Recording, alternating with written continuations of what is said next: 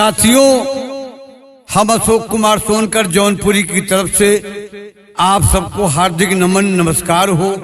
हमें आशा ना पूरा विश्वास बा कि बिरहा जरूर सुनी है और ज्यादा से ज्यादा सब्सक्राइब करी है।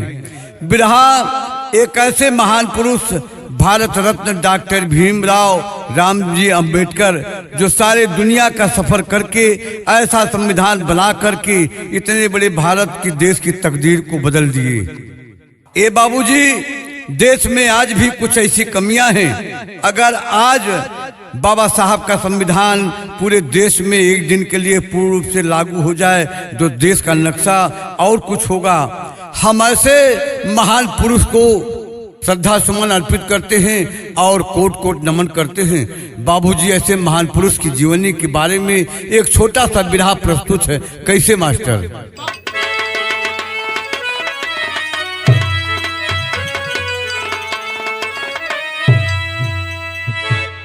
कि रो दिया या सुमायो जमीरो दिया, जुल्म दलितों पर जब की ढहा ही दिया, छीन अधिकार पापी कसाई बने, ला मुसीबत के दिल को दिखा ही दिया। जुल्म भारी सहल के जब बाहर हुआ, जुल्म का नारा मिल सब लगा ही दिया। अरे ढलो माँ तुझे पुत्र ऐसा दिया, जिसने अधिकार सबको दिला ही दिया।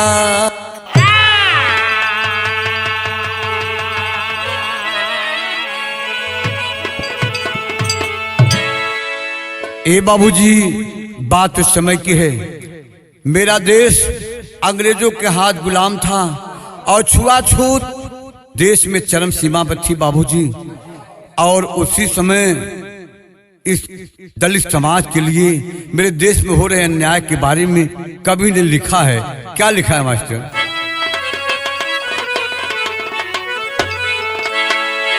कि मेरे महबूब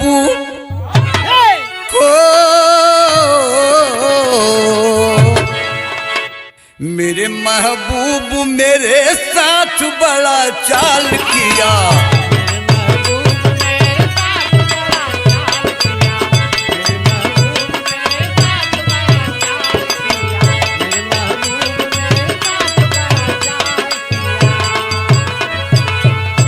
ए बाबूजी, उस समय की क्या हालत थी। अरे बहुजन समाज के लोग, 90 करोड़ के लोग, जानो तब मानो, क्या उस समय हाल थी बाबूजी। जुल्म के आग में जलता रहा जमाना था,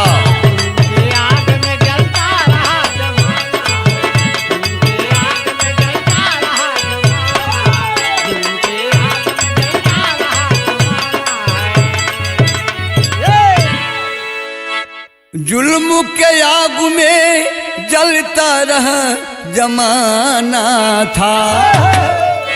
दलित समाज का, ये बाबूजी, कि दलित समाज का जीवन ही जेल खाना था।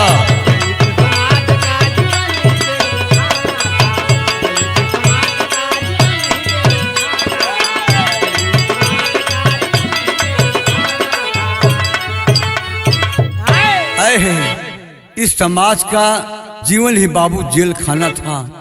जानवर से बदतर इज्जत होती थी। गौर करिएगा। लारे लारे लारे लारे लारे लारे ला, बड़ी अजीब सुनो दलितों की कहानी है। कहानी लिखते ही आंखों से आता पानी है। गुलामी करवाते थे काफी अत्याचार रहा, गुलामी करवाते थे काफी अत्याचार रहा। दलित समाज पर पूरा पूरा अधिकार रहा। पड़े न पाओ मंदिर में यही गुहार करे, पड़े न पाओ मंदिर में यही गुहार करे। बांध घंटी कमर में दलित का पुकार करे।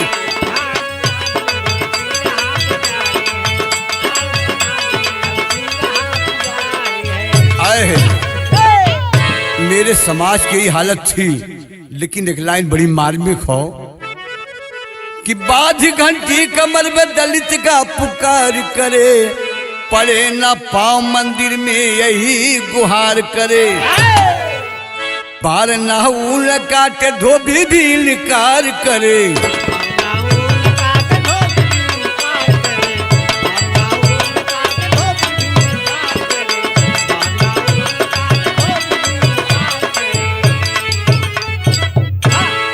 बार ना ऊन काटे धोबी भी इनकार करे। दलित समाज पर कोई नहीं विचार करे।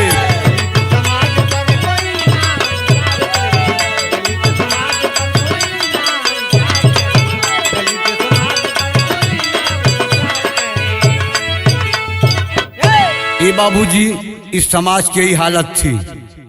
कहना है यह देश हिंदुस्तान धर्मों का देश कहा जाता है, जहां पर 33 करोड़ देवी देवता वास करते हैं। ये बाबूजी कुछ विदेशी लोग आए मेरे देश में बस करके बड़ व्यवस्था लागू किए, भेदभाव रखे, छुआछूत रखे, जिसके कारण मेरा देश गुलाम हुआ।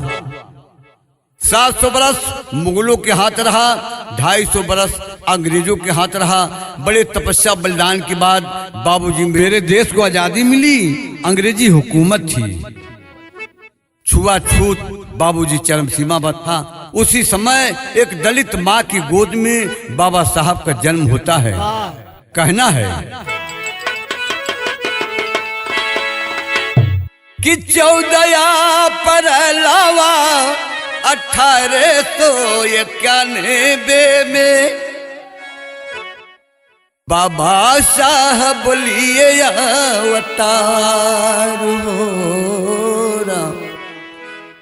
खुलल की समतिया राम जी भीम बाई के, खुशिया के बहली बयार हो। खुशिया के बहली बयार, खुशिया के बहली बयार।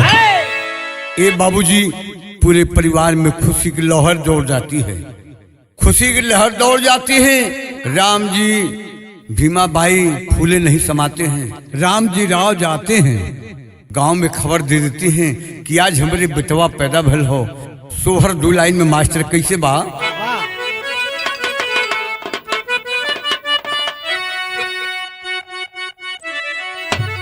ओह कि 14 पर शुभ दिनावा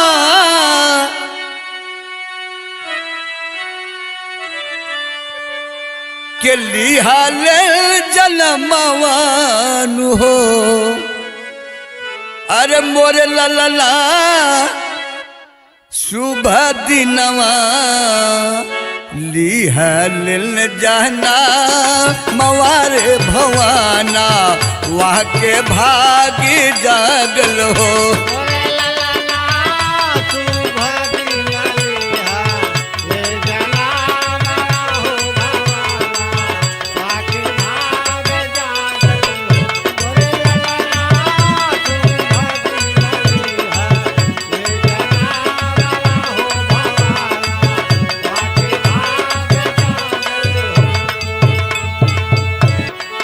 हम बोले ललला खुशी भइल धार, ती गगनवा रे वतना, वहाँ के भाग्य जागल हो।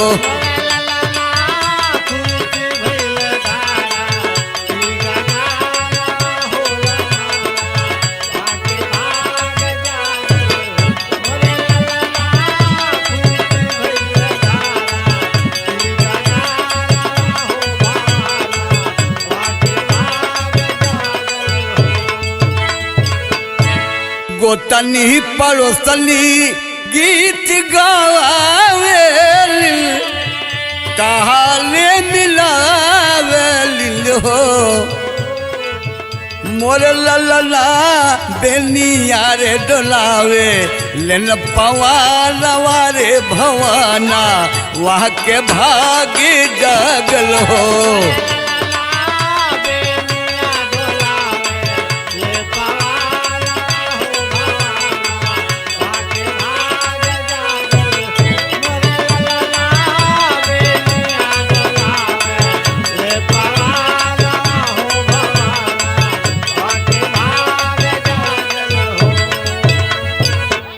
ए बाबूजी बाबा साहब का चेहरा कैसे रहल? चाँद के समान चेहरा और सूरज के समान बाबूजी ललाट। अगली लाइन पर गौर करी हैं कि चेहरा तो चाँद के समानावा लिलाट मोहे मनवाल हो। अरे मोरे ललला सूरज बरसावे लेन सुमानवा रे वताना वहाँ के भागी जागल हो।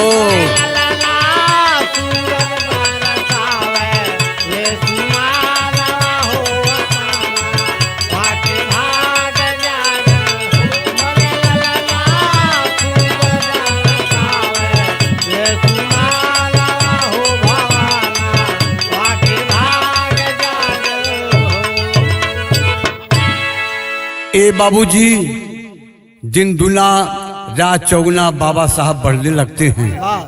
धीरे धीरे जब 4 वर्ष को हो गए तो राम जी राव के मतारी भीमा बाई की चिंता हो गई कि बेटवा के नाम स्कूले में लिखावे के चाहिए। लेकिन बाबूजी जहाँ भी जाते हैं बाबा साहब को लेकर के नाम लिखाने के लिए छुआछूत के नाते कहीं कोई मास्टर नाम लिखने के लिए तैयार नहीं होता है। ये बाबूजी एक दिन का बात बा सुबह में बाबू राम जी राव बैठ के रो लगलन कि धन हो ई धरती धन हो लोग। कैसे रोशन मास्टर गीत लगल टहली तन गरीबावल के कहा बाठिकाना वायर कहा बाठिकाना वाहो कह बोले जुलुमवाई सहाई न हो।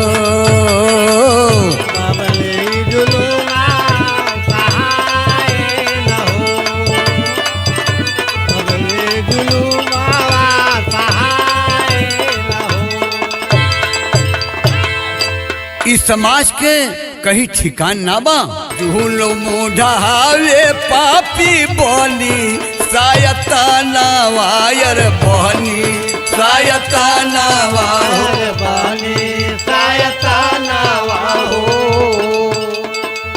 बुझना दर्द बन कसाई न हो। बुझना दर्द बन कसाई न हो। बुझना दर्द बन कसाई न हो। हाय रे विधाता कैसन बनल तोरा विधाना वायर बनल बाविधाना वायर बनल बाविधाना वाहो। आदमी नया गमी के चाही न हो। आदमी नया आदमी के चाही न हो। आदमी नया आदमी के चाही न हो। ये बाबूजी एक बात बड़ी मार के वाली कहले कि कहो बोले जिंदगिया बीती पशु के समाना वायर पशु के समाना वायर पशु के समाना वाहो। कहू न बाटे मोर सुनाई न हो। कहू न बाटे मोर सुनाई न हो। कहू न बाटे मोर सुनाई न हो। ये बाबूजी इनके दादा साहब मालोजी राव बॉम्बे के रहने वाले थे। महार रेजिडेंट में सूबेदार थे। बॉम्बे से ट्रांसफर होकर के इंदौर शहर महू में आकर के ड्यूटी करते हैं बाबूजी। उसी समय ये बाबा साहब पैदा हुए थे।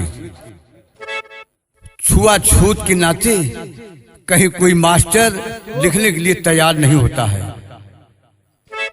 बड़े मुश्किल से किसी तरह से एक मास्टर तैयार होते हैं कि जरूर मैं नाम लिखूंगा, लेकिन एक शर्त है, आपका बेटा बाहर बैठेगा, इसलिए अछूत जात का ही नाम लिख लिया जाता है। बाबा साहब बैठ करके बाहर पढ़ाई करते थे। बाबूजी चपरासी जब प्यास लगता था तो ऊपर से पानी पिलाता था, कभी कभी चपरासी नहीं आता था तो बिना प्यासे रह जाते थे। ऐसी हालत में बाबा साहब कठिन परिश्रम के बाद हाई स्कूल प्रथम श्रेणी में पास करते हैं। पूरे शोषित समाज में एक खुशी सी लहर दौड़ जाती है। खबर लगती है बड़ौदा राजा के यहाँ कि एक लड़का बड़ा होनहार है, प्रथम श्रेणी में आया है।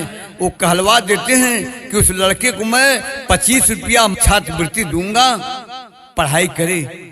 बाबा साहब पढ़ाई बीए तक करते हैं और बीए कैले के बाद में बाबूजी वही बड़ौदा शहर में राजा के यहाँ सचिव पद की नौकरी कर लेते हैं। कारण हुआ अछूत के नाते ना तो कोई फाइल लेने के लिए तैयार, न देने के लिए तैयार, न कहीं रहने के लिए व्यवस्था। बाबूजी कहीं कोई व्यवस्था नहीं हो पाती थी, मजबूर हो गए। बाबा साहब ने कहा सरकार मैं पढ़ना चाहता हूँ। बड़ौदा के राजा ने कहा कि ठीक आप पढ़ना चाहते हैं, विदेश जाना चाहते हैं, तो लेकिन एक शर्त है। वो कौन शर्त बा भैया? तर्ज के लाइन लगन मा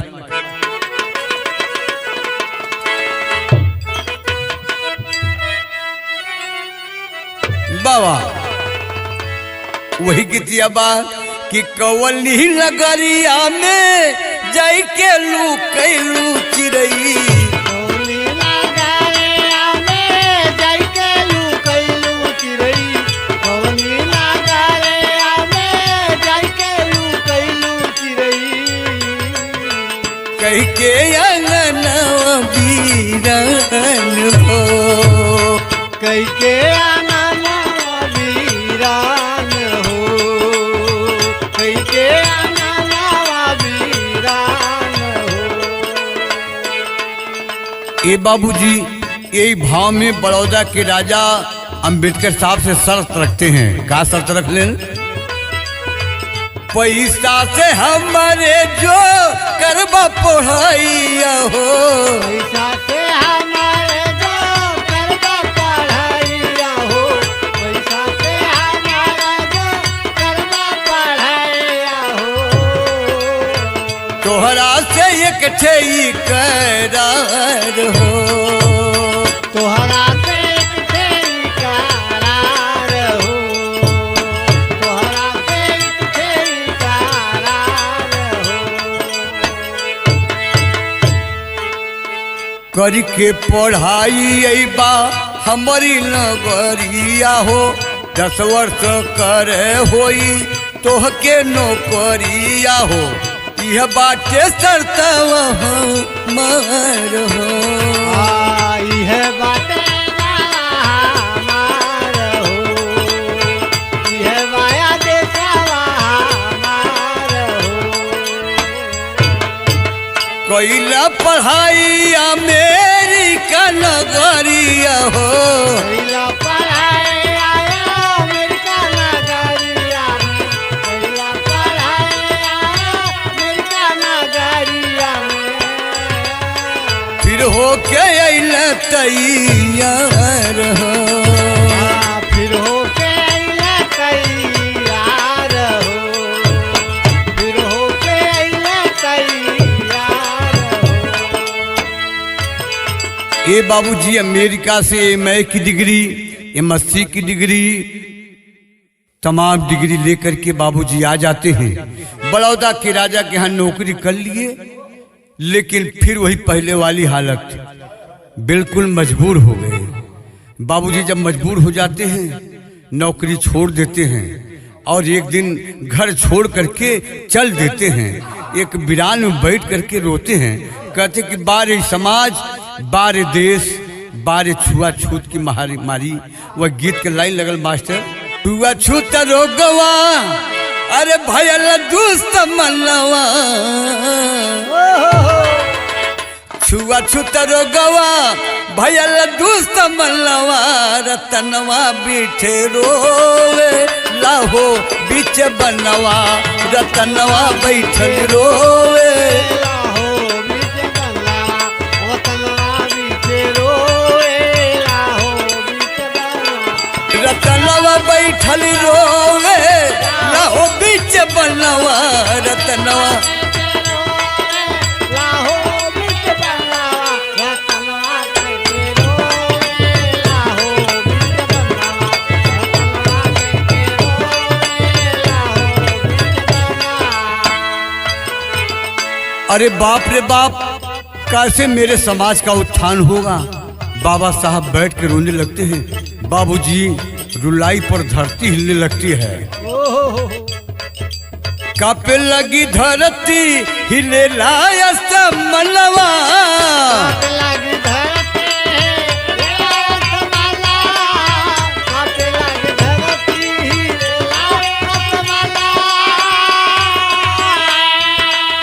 हिंद के विधाता के घुर के जब नया नवा के विधाता के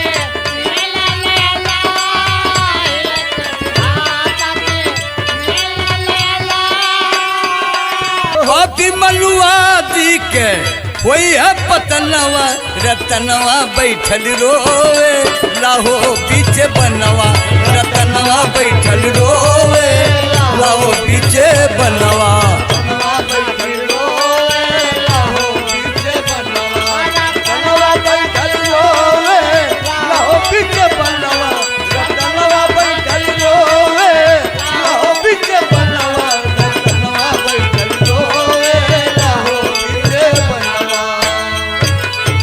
हे बाबूजी धरती हिलने लगती है, आसमान डोलने लगता है।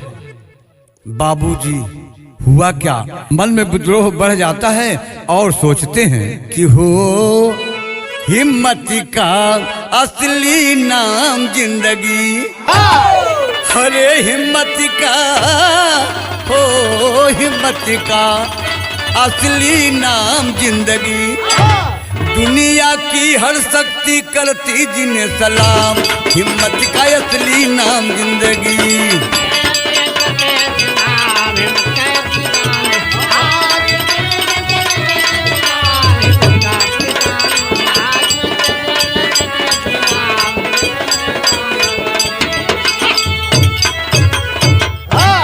ये बाबूजी ये आकाशवाणी होती है, हिम्मत का असली नाम जिंदगी, दुनिया ही की हर शक्ति करती जिन्हें सलाम। बाबा साहब वही कसम खाते हैं, जुल्म हुआ अब सहन के बाहर,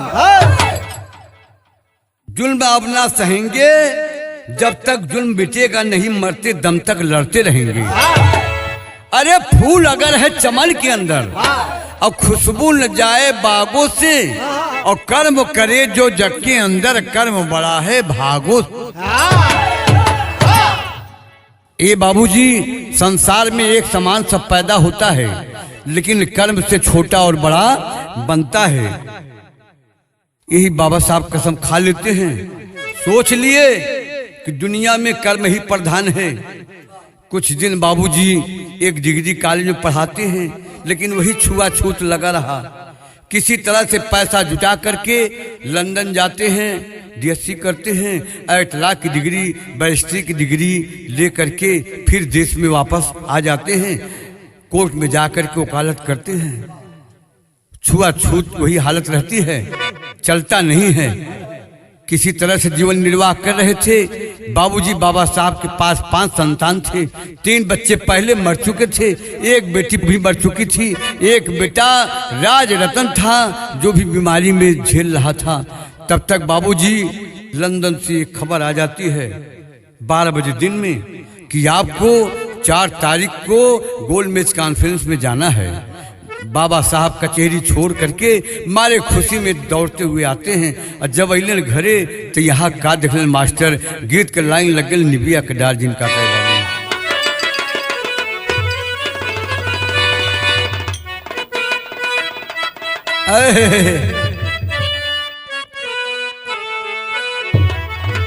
कि बिनु हो दबैया राज रतनी ललनवा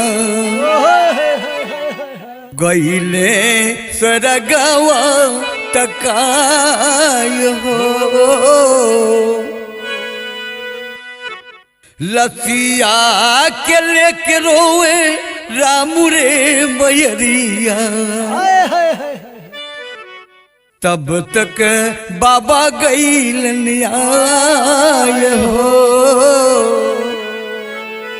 ये बाबूजी लाश को लेकर के दरवाजे के सामने रख करके रामू माँ रो रही है। तब तक बाबा जी उधर से खुशी आते आते देखलन कैसन दरवाजे पर भीड़ लगल बा और जब बाबू करीब कहलन हाय रे विधाता ये का हो गल यहाँ लंदन भी जाकर खबर आई बात है। ये बाबूजी कैसे कहलन कि हाय रे विधाता तोहर कैसली विधनवा हाय रे विधाता कैसल तोहरी विधनवा अतनी को रहमुना ही बाय हो कैसे असमसाल जई है बिलरे कफनवा अब पैसा न पसवा में बाय हो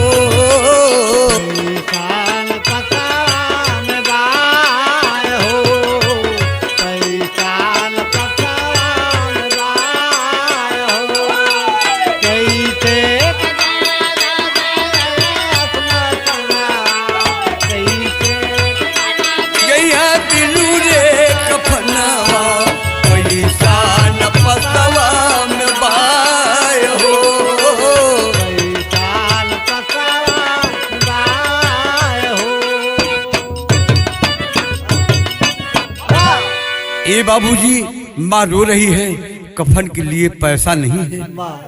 बाबा साहब फपक फपक करके रोने लगते हैं। ये बाबूजी किसी तरह से आंचल फाड़ करके उसी आंचल में फाड़ करके लाश को दफन करती हैं। और रामू माँ कहती है कि अरे बाबा साहब आप जाओ, अगर आप लंदन नहीं जाएंगे उस कॉन्फ्रेंस में नहीं जाएंगे तो लाखों करोड़ों राज रतन ऐसे बगैर कफन के मर जाएंगे। ये बाबूजी इतना कह करके बाबा साहब लंदन कॉन्फ्रेंस मीटिंग में चले जाते हैं। वहां पर गांधी जिन्ना तमाम नेता बैठे हैं और जा करके कॉन्फ्रेंस में जब मौका मिलता है तो बाबा साहब अपनी बात को रखते हैं। कैसे रखते हैं तर्जबा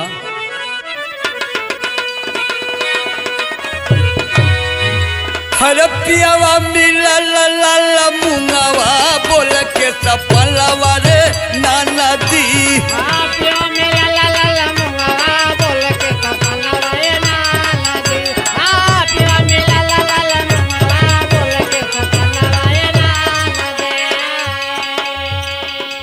दी। बाबा साहब के तो दिल में आग लगी हुई है। मौका खोजी रहे थे कि अपनी बात को मैं कहूंगा। बाबा साहब कैसे कहते हैं कह दलित का कह बाठी कनवा बोले है रतनवा ये बबुआ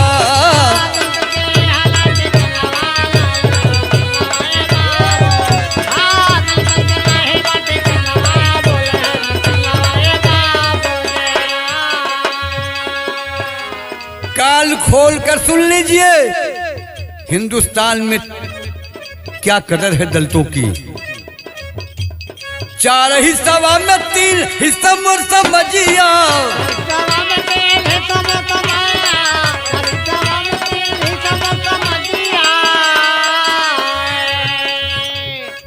दासी से बदतर बना के रखे पजिया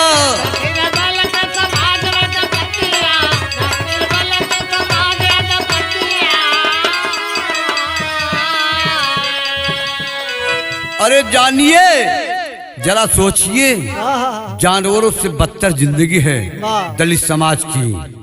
कहे पाप लगे गई कुआवा बोले है रतनवा ये बबुआ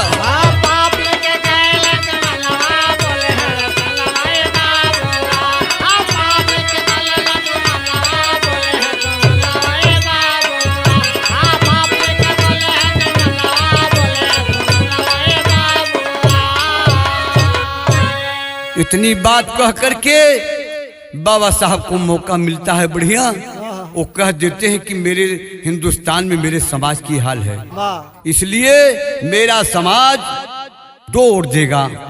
2 वोट का मतलब सुरक्षित में भी देगा और जहां सामान्य है वहां भी देगा। और सुरक्षित में केवल सुरक्षित का ही आदमी लड़ेगा, वही वोट देगा। इतनी बात को कहकर कहा जब अंग्रेजों ने मान लिया, और जब मान लिया 31 अक्टूबर को अंग्रेजी राष्ट्रीय चुनाव हुआ। 5 नवंबर को मैकलोल्ड राष्ट्रीय प्रधानमंत्री बाबूजी हो जाते हैं। 13 नवंबर को शोषित द्वारा 2 वोट की मंजूरी मान ली जाती है। बाबा साहब की बात मान ली गई, और जब बाबा साहब की बात मान ली गई, वहां से आने के बाद महात्मा गांधी जी आंदोलन शुरू कर दिए। ये गलत है, ये मैं नहीं मानूंगा। इस बात को अंबेडकर साहब वापस लीजिए। पूरे देश में दंगा फैल जाता है। अंग्रेजों ने बापूजी को बंद कर दिया जेल में, और जब जेल में बंद कर दिया बाबूजी, तो वह समय आल्हा का भाव देखा कवि ने लिखा है कैसे, जौन देशवा में होला मालो के जन्म भैया,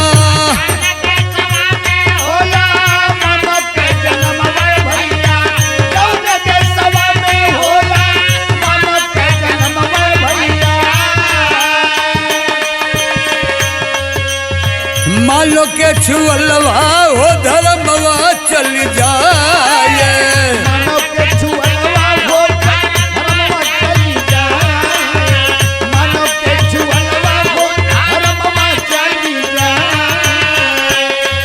ए बाबूजी इतना ना मालो के ना चहला भलैया भैया, मानो के ना चहला भलैया भैया, मानो के ना चहला भलैया भैया, मालो पे जुल्म रे ढहाए, मानो पे जुल्म हो ढहाए, मानो पे जुल्म हो ढहाए।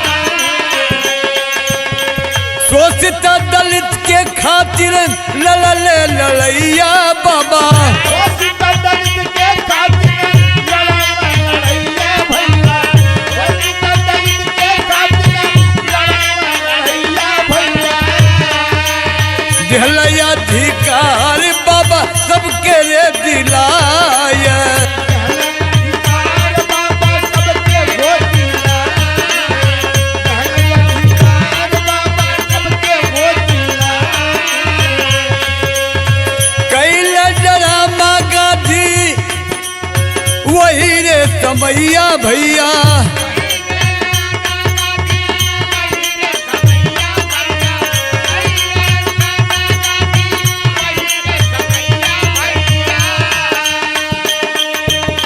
बंदा अंग्रेज कैला जेला वही में आया,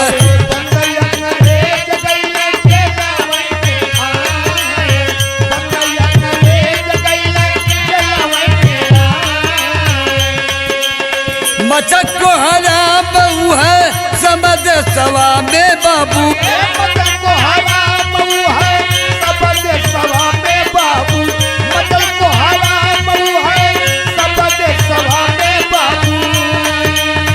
भूख हड़ताल कैला गांधी मोरे भाई, भूख हड़ताल कैला गांधी मोरे भाई, भूख हड़ताल कैला गांधी मोरे भाई। बतिया न वापस लेबा बोलता गांधी बाबू, बतिया न वापस लेबा गांधी बाबू, बतिया न वापस लेबा गांधी बाबू। देबा हम जेला वही में जलवा रे गवाया, देबा हम जेलवै में जन्म रे गवाए, देबा हम जेलवै में जन्म रे गवाए। पहली खबरिया कसा तुरा बात गांधी बाबू, भइली खबरिया तसा तुरा बात गांधी बाबू, भइली खबरिया तसा तुरा बात गांधी बाबू। बाबा के चरलिया पगीरी भरा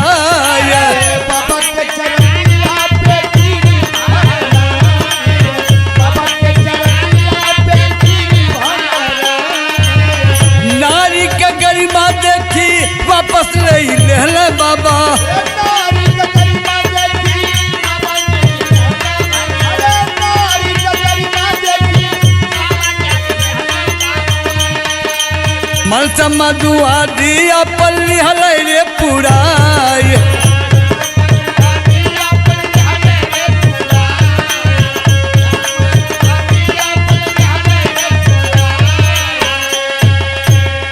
ए बाबूजी, नारी की गरिमा का सम्मान करते हुए बाबा साहब पूना पैक्ट पर समझौता कर लेते हैं, सिग्नेचर कर देते हैं, अपनी बात को वापस ले लेते हैं कि चलिए मैं 2 वोट का अधिकार मैं खत्म कर देता हूं।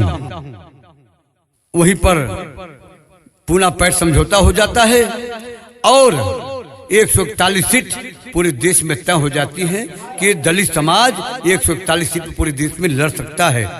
देश आजाद हुआ, बाबा साहब को संविधान बनाने का मौका मिलता है। बाबा साहब ने सारे दुनिया का सफर करके हर बात पर ध्यान दे करके, एक एक बात पर ध्यान दे करके बाबा साहब भारत का संविधान बनाए। 26 जनवरी 1950 में बाबा साहब का संविधान लागू हुआ कि भारत का हर एक नागरिक इसी संविधान के अंदर ही जी सकता है। लेकिन बाबूजी 1956 6 दिसंबर के दिन हुआ क्या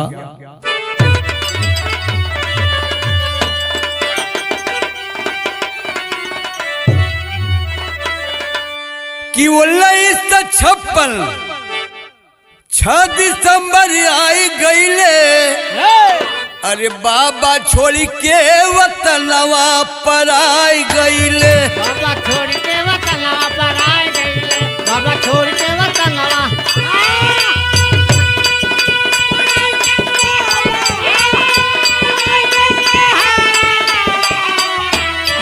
बाबा छोड़ के वतनवा पर आई गईले।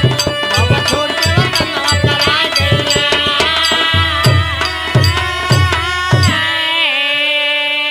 सबई का बाबा पूरा कैले सपनवा भैले हिंदुस्तानवा के हमारे रतनवा।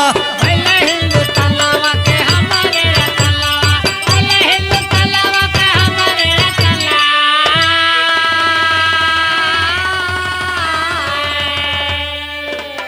कीर्ति अमर के बनाई गईले। बाबा छोड़ के वतनवा पर आई गईले। आखिरी लाइन में कहना है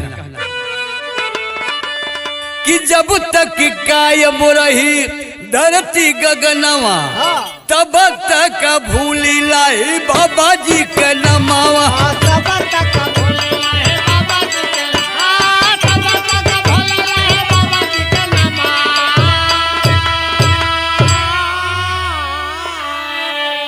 ऊंच नीची अब जल से मिटाई गईले। अब बाबा छोड़ के वतनवा पर आ गईल।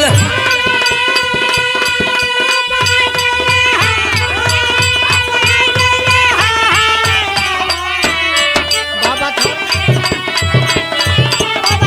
वतनवा पर आ गईला।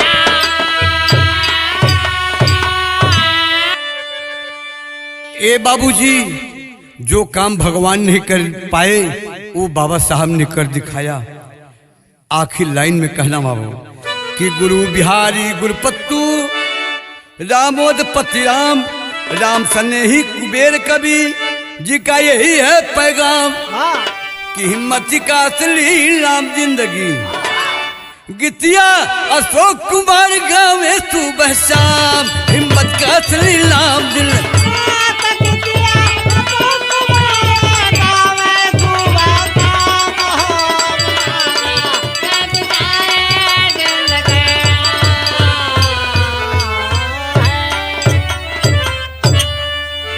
ए बाबूजी, आज दुनिया के सारे देश बाबा साहब के संविधान का सम्मान करते हैं।